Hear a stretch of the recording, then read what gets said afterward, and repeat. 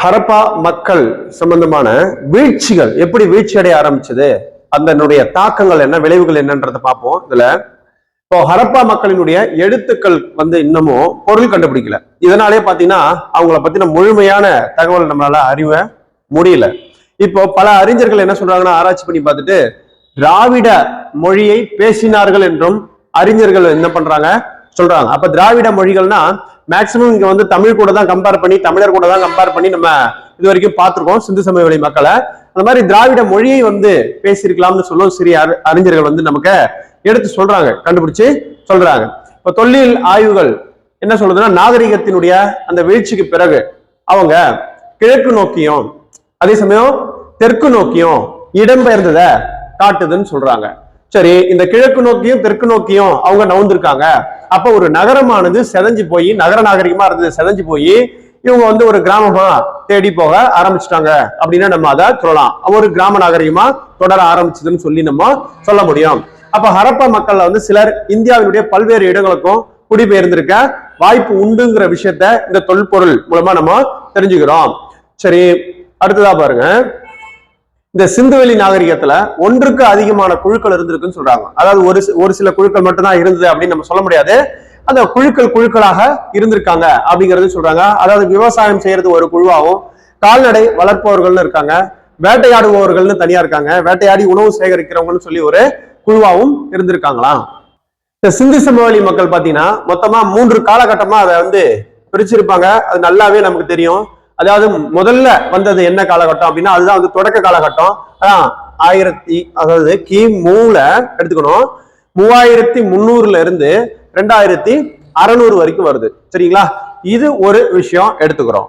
அடுத்துதான் ரெண்டாவதா எடுத்துக்கிட்டோங்க அப்படின்னா, இதை நம்ம என்ன சொல்றோம்னா முதிர்ச்சி அடைந்த ஹரப்பா பண்பாடுன்னு சொல்லுவோம். 2600 இருந்து 1900 வரைக்கும் எடுத்தா அது முதிர்ந்த ஹரப்பான்னு நம்ம சொல்லுவோம். அடுத்ததான் இப்பதான் வீழ்ச்சி அடைஞ்சதுதான் 1000 சில்லறையில வரும். சரியா?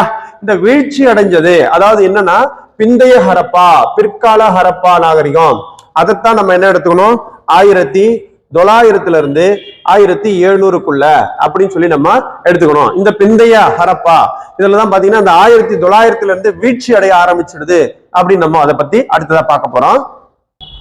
1900 இருந்து பாருங்க, கிமுல 1900 இருந்து சிந்துவெளி நாகரிகம் வீழ்ச்சி அடைய துவங்குது அப்படின்னு சொல்றாங்க. பருவநிலை மாற்றம் அடைஞ்சதுனாலையும் அது வீழ்ச்சி அடைஞ்சிருக்கலாம். காலநிலை மாற்றம், பருவநிலை மாற்றம். மெசபடோமியா கூட இவங்க வணிகம் செஞ்சாங்கல்ல, அந்த மெசபடோமியா கூட செஞ்ச வணிகம் வீழ்ச்சி அடைஞ்சதுனால கூட இவங்க வீழ்ச்சி அடைஞ்சிருக்கலாம்னு சொல்லப்படுது. நதியினுடைய வறட்சி, நதி வறட்சியா இருக்குது. அப்படி இல்லைனாக்கா நதி அதிகமா வெள்ளப்பெருக்கு கூட அந்த நகரத்தை அழிச்சு இருக்கலாம். இல்லைன்னா ஆரியர்கள் இவங்களுக்கு பின்னாடி வந்தாங்க இல்லையா, அந்த மாதிரி ஆரியருடைய படையெடுப்பு, அதுதான் இங்க அந்நியர் படையெடுப்புன்னு சொல்லி கொடுத்துருக்காங்க. இவங்களால கூட இவங்க கொல்லப்பட்டிருக்கலாம் அப்படிங்கிற செய்தியும் இந்த இடத்துல சொல்றாங்க. இப்படி எல்லாம் வீழ்ச்சி பெற ஆரம்பிச்சது இந்த நாகரிகம். வீழ்ச்சி பெற ஆரம்பிச்ச உடனே மக்கள் என்ன பண்றாங்க, இந்த ஏரியாவை விட்டு மக்கள் தெற்கு நோக்கி கிழக்கு நோக்கியும் நகர ஆரம்பிச்சாங்க. கடைசியில இது முற்றிலும் அழிந்து போச்சான்னு சொல்ல முடியாது. அந்த முற்றிலும் அழிந்து விடாமல் அது ஒரு கிராம பண்பாடா மாற ஆரம்பிச்சிருச்சுன்னு சொல்றாங்க. இந்த 6ஆம் வகுப்புல எடுத்துக்கிட்டீங்கன்னா ஹரப்பா நாகரிகத்தின் வீழ்ச்சியை பத்தி கொடுத்துருக்காங்க. கிமு 1900 ஹரப்பா நாகரிகம் சரியா தொடங்கிடுச்சுன்னு அதே பாயிண்ட் தான் இங்கேயும் கொடுக்குறாங்க பாருங்க. ஆற்றினுடைய கரையில் உள்ள அதன் நகரங்கள் அடிக்கடி ஏற்பட்ட வெள்ளப்பெருக்கால அழிஞ்சிருச்சுன்னு சொல்றாங்க, ஃபர்ஸ்ட் பாயிண்ட். அடுத்து சுற்றுச்சூழல் மாற்றம், இங்க காலநிலை மாற்றம், இதனாலையும் படையெடுப்பாலையும் சரி, இயற்கை சீற்றங்களாலையும் சரி, இல்ல காடுகள் அழிஞ்சதுனால இவங்களும் அழிஞ்சிருக்கலாம்னு சொல்லப்படுது. தொற்று நோய் தாக்குதல், இதனால கூட இவங்க இடம்பெயர்ந்து வேற இடத்துக்கு போயிருக்கலாம் அப்படிங்கிற மாதிரி இதெல்லாம் வீழ்ச்சி அடைவதற்கான காரணங்களாக இந்த இடத்துல எடுத்து சொல்றாங்க. ஆரியர்களினுடைய படையெடுப்பு இந்த இடத்துல காரணமா சொல்றாங்க இல்லையா, இதை பழைய புக்ல கொடுத்துருக்காங்க. கோட்டைகள் பல அழிக்கப்பட்டது அப்படின்னு சொல்லி ரிக் வேதத்துல கொடுத்துருக்காங்களாம். அதாவது சிந்து சமவெளி நகரத்துல கோட்டைகள் அழிக்கப்பட்டதாக சொல்லி ரிக் வேத காலத்துல ரிக் வேதம் அந்த நூல்ல சொல்லப்பட்டிருக்குன்னு சொல்றாங்க. இப்ப மொகஞ்சதாராவா இருக்கட்டும், அதுல கண்டுபிடிக்கப்பட்டது என்ன, மனித எலும்பு குவியல் கண்டுபிடிச்சாங்கல்ல, அதனாலதான் மொகஞ்சதாராவை பிணங்களின் மேடு அப்படின்லாம் நம்ம சொல்லுவோமே, அந்த இறந்தவர்களினுடைய மேடுன்னு சொல்லுவாங்கல்ல. இந்த எலும்பு குவியல் அதற்கு ஒரு ஆதாரணமாகவும் சொல்லப்படுது. இப்ப ஆரியர்களிடம் வலிமை மிக்க ஆயுதங்களும் இருந்துச்சு. அதே சமயம் ஆரியர்கள் வரும்போது அவங்களுக்கு தெரிஞ்சது குதிரையினுடைய பயனும் தெரிஞ்சது, இரும்பினுடைய பயனும் தெரிஞ்சது. ஆனா சிந்து சமவெளி மக்களுக்கு அது ரெண்டுமே தெரியாது. ஏன்னா ஆயுதங்கள்னு சொல்லும்போது இரும்பு இருந்தா அது போர்க்கருவிகள் செய்ய யூஸ் ஆகும், குதிரைகள்ல தான் போயிட்டு வேகமா போயிட்டு சண்டை போடுறதுக்கு யூஸ் ஆகும். இந்த மாதிரி விஷயங்கள் எல்லாம் ஆரியர்கள் கிட்ட வந்து சாதகமா இருந்திருக்குது. ஆனா அதெல்லாம் வந்து சிந்து சமவெளி மக்கள் கிட்ட இல்ல அப்படிங்கிறதுனால ஆரியர்கள் படையெடுத்து வந்து சிந்து சமவெளி மக்களை எளிதாக அவங்கள தாக்கி அவங்கள கொன்னு ஒரே இடத்துல புதைச்சிருக்கலாம் அப்படிங்கிற மாதிரியும் சொல்றாங்க. 11th நியூ புக் எத்திக்ஸ்லயும் பாத்தீங்கன்னா கொடுத்திருக்காங்க. அந்த வீழ்ச்சிக்கான காரணம் சிந்து சமவெளி வீழ்ச்சி பார்ப்போம். இந்த ஆற்றங்கரையில் அமைந்துள்ளதுனால அது வெள்ளப்பெருக்கினால் அழிந்தது, அந்த பாயிண்ட் ரிப்பீட்டடு. அடுத்து பாத்தீங்கன்னா எலும்பு, மனித எலும்பு கூடுகளின் அடிப்படையில பாத்தீங்கன்னாக்கா இயற்கை பேரிடர் ஏற்பட்டு கூட அது அந்த நகரமே அழிஞ்சிருக்கலாம் அப்படின்னு சொல்லப்படுது. அடுத்ததா பாத்தீங்கன்னா இந்த வரலாற்று ஆசிரியர் வந்து கிருஷ்ணா ரெட்டி எங்க ஞாபகம் வச்சுக்கோங்க. அந்த கிருஷ்ணா ரெட்டியுடைய கூற்று என்ன சொல்லுது அப்படின்னா, ஹரப்பாவிலையும் மொஹஞ்சதாரோவிலையும் 2 நகரங்களுமே வந்து மிகப்பெரிய வணிக தலங்களாக இருந்தது. அந்த கிருஷ்ணா ரெட்டி இந்த இடத்துல என்ன சொல்றாருன்னா, பொருளாதார தேக்க நிலை ஏற்பட்டிருக்கலாம் அப்படிங்கிற செய்தியை வந்து கிருஷ்ணா ரெட்டி தான் அந்த இடத்துல குறிப்பிட்டு சொல்றாரு. சிந்து சமவெளி மக்களுக்கு வந்து பொருளாதார தேக்க நிலை ஏற்பட்டு அவங்க வந்து நகரங்களை விட்டு கூட வெளியேறி இருக்க வாய்ப்புன்னு சொல்லி அந்த கிருஷ்ணா ரெட்டிங்கிற வரலாற்று ஆசிரியர் சொல்றாரு.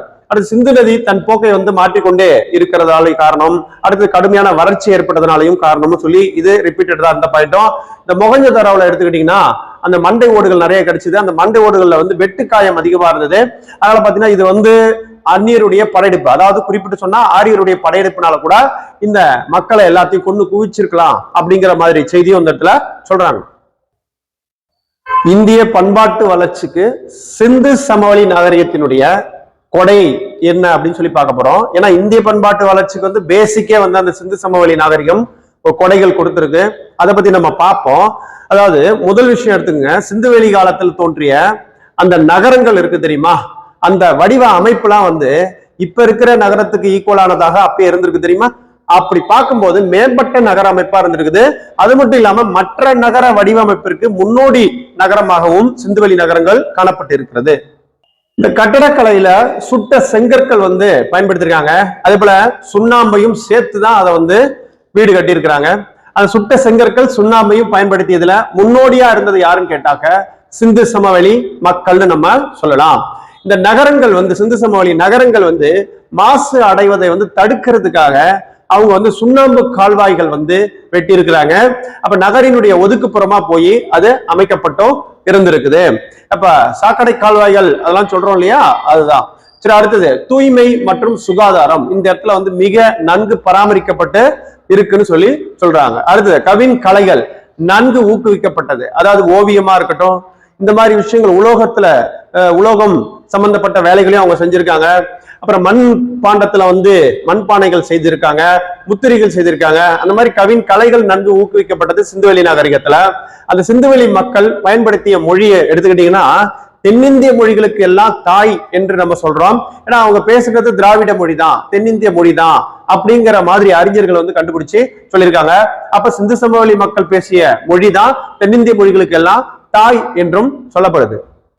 6ஆம் வகுப்பு புத்தகத்திலேயே அதே தான் பாயிண்ட்ஸ் ரிப்பீட் ஆகுது. உலகின் மிக பழமையான நாகரிகங்கள்ல ஒன்று, பழமையான 4 நாகரிகங்கள்ல இதுவும் ஒண்ணு, உலகின் முதல் திட்டமிடப்பட்ட நகரங்கள்னு சொல்லியிருக்காங்க. அந்த பாயிண்ட் வருது. இங்கேயும் சுகாதாரம் மற்றும் வடிகால் அமைப்பு மிக முக்கியமானதாக இருந்துச்சு. சுத்தம் சுகாதாரம் பற்றிய உணர்வு சிந்து சமவெளி மக்கள் கிட்ட வந்து மேலோங்கி இருந்தது.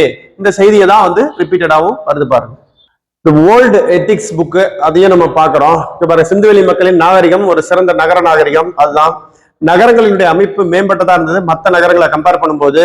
சரி, நகரங்களினுடைய முன்னோடினே நம்ம அதை சொல்லியிருக்கிறோம் ஆல்ரெடி. சுண்ணாம்பு கால்வாய்கள் அந்த நகரத்தினுடைய ஒதுக்குப்புறத்துல இருந்திருக்கு. இந்த பாயிண்ட் ரிப்பீட்டடு. புகை நமக்கு பகைன்ற விஷயத்த அவங்க உணர்ந்திருக்காங்க. தாய் சிறந்த கோயிலும் இல்லை அப்படிங்கிற மாதிரி தாய் வழிபாட்டை வந்து இவங்க வழிபட்டிருக்காங்க. அதுவும் ஒரு சிறப்பு தான். ஒற்றை கொம்பு எருது பத்தி அவங்களுக்கு நல்லா தெரிஞ்சிருக்கு. களிமண்ணால் ஆன ஒற்றை கொம்பு எருது பொம்மைகள் வந்து அங்க கண்டெடுக்கப்பட்டிருக்கு. அப்ப ஒற்றை கொம்பு எருது வந்து தெய்வமாக வணங்கப்பட்டிருக்கு. தாய் தெய்வ வழிபாடும் நிகழ்த்திருக்கிறாங்க. இவர்கள் கலைத்திறன் எடுத்துக்கிட்டோம் அப்படின்னாக்கா அந்த வெண்கலத்தினாலான அந்த நடனமாது சிலை வந்து மொஹஞ்சதாரோவில் கண்டுபிடிச்சாங்களே, அது வந்து மிகப்பெரிய ஒரு எடுத்துக்காட்டா சொல்லலாம். கலைத்திறன் மிக்கவர்கள், அதுல எந்த சந்தேகமும் இல்ல சிந்துவெளி மக்கள். சிந்து சமவெளி நாகரிகத்துக்கும் வேதகால நாகரிகத்துக்கும் உள்ள வேற்றுமைகளை பத்தி ஜான் மார்ஷல் சொன்ன கூற்றுகள் இங்க பார்க்க போறோம். ஒரு 5 பாயிண்ட் பார்ப்போம். ஜான் மார்ஷல் அப்படி என்ன வேற்றுமை இருந்திருக்குன்னு சொல்லி சொல்றாரு பாருங்க. சிந்துவெளி நாகரிகம் எடுத்துக்கிட்டீங்கன்னா அடிப்படையா பேசிக்கா வந்து அது நகர நாகரிகம்.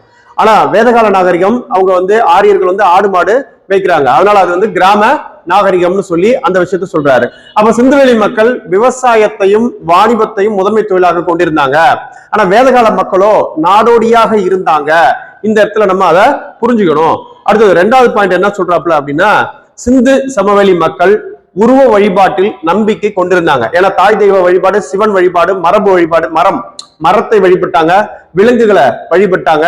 ஆனா வேத காலத்துல அந்த மாதிரி உருவ வழிபாட்டுக்கு வந்து இடம் கொடுக்கல. அதுவும் குறிப்பா சொன்னா ரிக்வேத காலம் இருக்கு இல்லையா, முந்தைய வேத காலத்துல உருவ வழிபாடு போற்றப்படலைன்னு தான் நம்ம அதை சொல்லணும். அந்த மாதிரி அவங்க வேற எதுக்கு இம்பார்ட்டன்ஸ் கொடுத்துருக்காங்க வேத காலத்துலன்னா, நீர், நெருப்பு, ஆகாயம், சூரியன், இந்த மாதிரி விஷயத்த வந்து நேச்சுரலா அவங்க வந்து வழிபட்டு இருக்காங்கன்னு சொல்லி சொல்றாங்க. சரி, இந்த இடத்துல 3வது பாயிண்ட் என்னன்னா, சிந்து சமவெளியினுடைய அந்த முற்றிலுமாக இரும்பின் பயன் வந்து சிந்து சமவெளி மக்களுக்கு தெரியாது. அது நல்லாவே நமக்கு தெரிஞ்ச விஷயம். ஆனா வேத காலத்துல பாத்துக்கிட்டீங்கன்னா ஆரம்பத்துல அந்த தங்கம், தாமிரம் ஆகியவற்றோடு இந்த இரும்பையும் சேர்த்து அவங்க என்ன பண்ணிருக்காங்க, பயன்படுத்திருக்காங்க. இரும்பு, வெள்ளி, வெண்கலம் எல்லாத்தையுமே பயன்படுத்திருக்காங்க வேத காலத்து மக்கள். அதே போல இன்னொரு பாயிண்ட், குதிரைகளின் முக்கியத்துவம் வந்து சிந்து சமவெளி மக்களுக்கு தெரியாது. ஆனா வேதகால மக்களுக்கோ குதிரையினுடைய பயன் நல்லாவே தெரிஞ்சிருந்தது. குதிரை, பசு ஆகியவற்றுக்கு முக்கியத்துவம் கொடுத்திருக்காங்க. 5வது பாயிண்ட் என்ன சொல்றாரு அப்படின்னா, சிந்து சமவெளி மக்களினுடைய எழுதவும் எழுத்து முறையும் கற்றறிந்தவர்களாக சிந்து சமவெளி மக்கள் இருந்திருக்காங்க. அதே சமயம் அவங்களுடைய கலாச்சாரத்துல மேலோங்கியும் சிந்து சமவெளி மக்கள் இருந்திருக்காங்கன்னு சொல்லி குறிப்பிட்டு ஜான் மார்ஷல் இந்த ஆரியர்கள், அதாவது வேத காலத்திற்கும் அந்த சிந்து சமவெளி நாகரிகத்துக்கும் உள்ள வேறுபாடு அழகா சொல்லியிருக்காரு.